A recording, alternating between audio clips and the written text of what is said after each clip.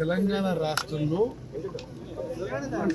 8,575 paddy procurement centres నడుస్తున్నాయి.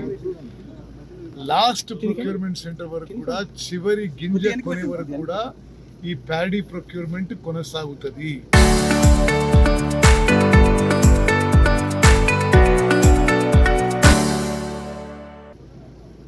స్వతంత్ర భారతదేశంలోనే 29 రాష్ట్రాల్లో ఎన్నడూ కూడా ఏ ప్రభుత్వం కూడా ఈ స్థాయిలో వరి ధాన్యం కొనుగోలు చేయలేదు. ఇప్పుడు భారతదేశంలోనే తెలంగాణ రాష్ట్రం number 1 paddy producing state, number 1 rice producing state. కేంద్ర ప్రభుత్వం సహకరించకున్నా రాష్ట్ర ప్రభుత్వము మా బడ్జెట్ నుంచి అప్పులు తీసుకొచ్చి ప్రతి వరి విషయంలో ప్రతి గింజ కొనుగోలు చేస్తున్నాము. ఈ ప్రక్రియ కొనసాగుతుంది.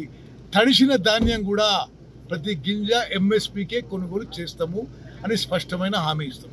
తెలంగాణ రాష్ట్రంలో 8,575 ప్యాడీ ప్రొక్యూర్మెంట్ సెంటర్స్ నడుస్తున్నాయి.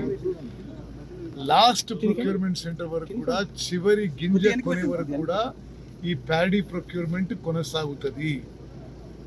స్వతంత్ర భారతదేశంలోనే 29 రాష్ట్రాల్లో ఎన్నడూ కూడా ఏ ప్రభుత్వం కూడా ఈ స్థాయిలో వరి ధాన్యం కొనుగోలు చేయలేదు. ఇప్పుడు భారతదేశంలోనే తెలంగాణ రాష్ట్రం number 1 paddy producing state, number 1 rice producing state.